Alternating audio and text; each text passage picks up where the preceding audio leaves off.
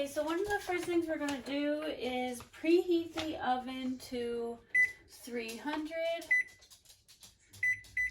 Okay, so here is everything you'll be needing, including our butter. I have yet to pull that out, but we are going to start with our graham cracker crust. So we're going to start with half a cup of crushed graham cracker, and then we're going to need our 2 tablespoons of butter, our 1.5 tablespoon of sugar, and half a teaspoon of cinnamon. Okay, so I just softened my butter up, but before we put our butter in, we're going to start with our sugar, and then we are going to do our cinnamon. Now there are 2 portions of cinnamon in here.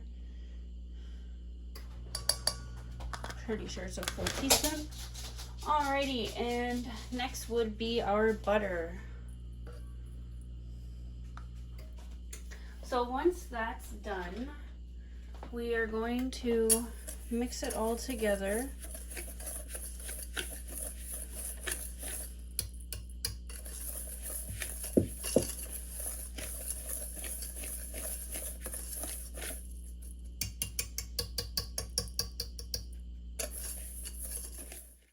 So I did go out to Dollarama and buy this small cupcake sheet, and I'm just going to line it. Before, the recipe does say to double line it, but I just used the one. And then once I'm done this, I'm going to go grab a teaspoon, and I'm going to put our graham cracker crust in with a teaspoon. It needs just about half a teaspoon to fill it, and then we're going to pat it down with our teaspoon to make it lie nice and flat.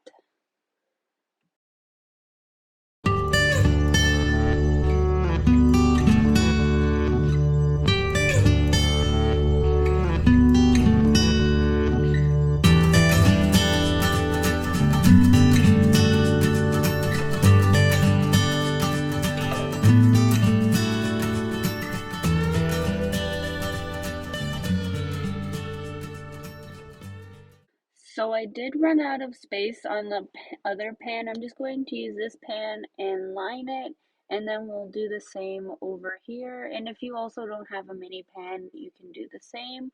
I did notice that the cheesecake bites do expand a little more, but that's okay.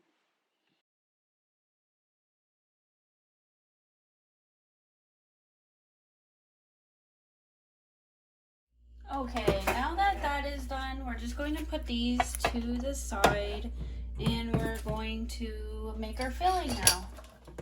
Okay, so we're going to start with our cream cheese, and I had 2 in my last videos, but we're actually just using 1, so don't worry about that.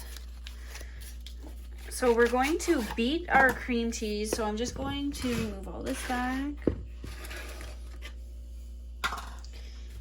And we're going to put this and beat it until it's at least way more smoother, but we don't want to overbeat it, but just a good consistency of smoothness. So just in case, if you do leave the cream cheese out of the refrigerator, it will soften a lot on its own. So if you don't have an electric mixer, it does make it a lot easier to soften up. Just keep that in mind. It does make it a lot easier.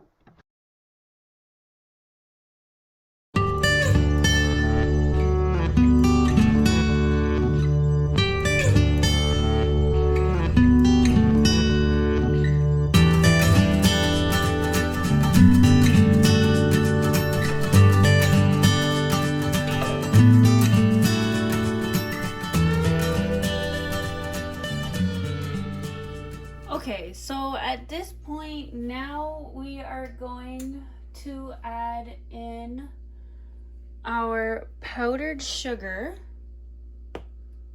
as well as our vanilla. So I'm going to do my vanilla, and then 6 tablespoons of our powdered sugar.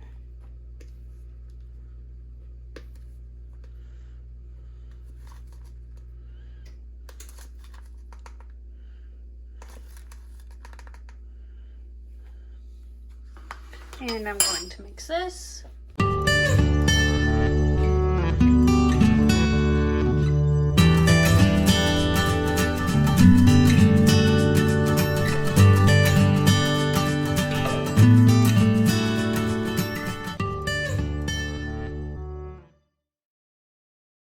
At this point, we're going to add our egg whites in only. Oh. Almost did the complete opposite.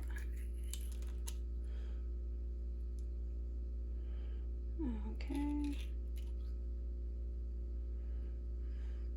And for this process, you want to make sure you're not over beating our egg here. And we want to make sure we're only adding in our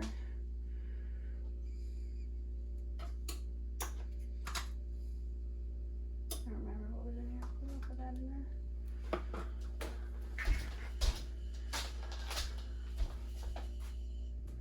So I am going to mix this together, but on low speed, and I'm not going to overbeat it.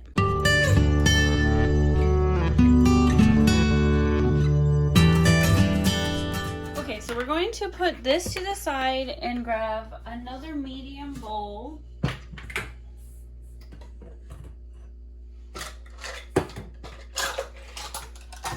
And we're going to make our pumpkin puree. So we're going to start with half a teaspoon of cinnamon. This is when we're going to add our pinch of allspice, our 3 tablespoons of pumpkin puree,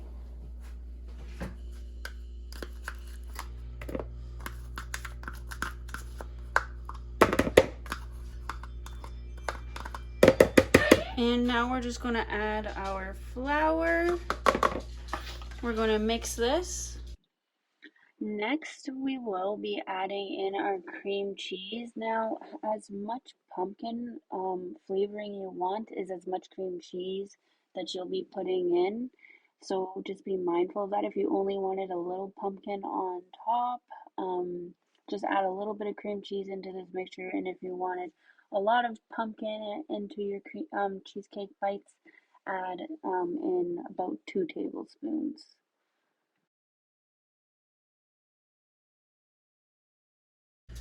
And we're going to start adding some of our cheesecake mixture in. I'm going to start with just 2 tablespoons and see how I like the mixture then.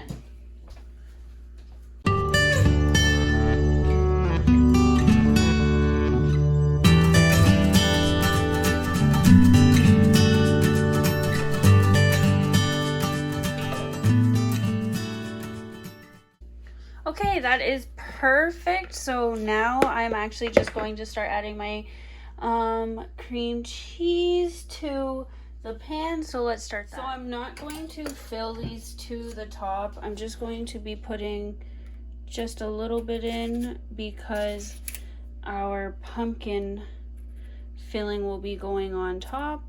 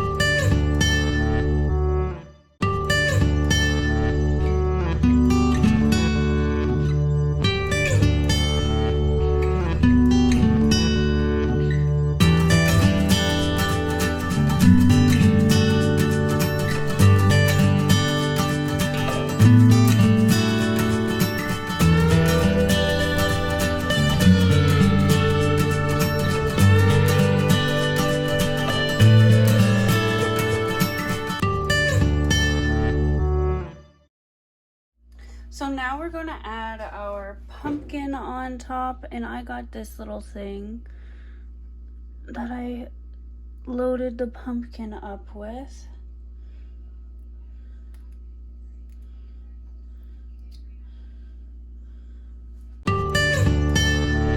Now, if you would like to, you can use a toothpick and swirl it around to give it that swirl look. But for now, I'm just gonna put it in the oven for 30 minutes.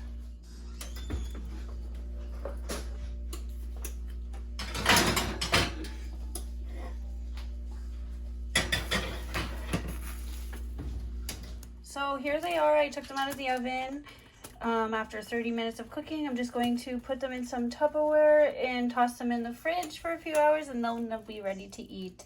Miigwech for watching.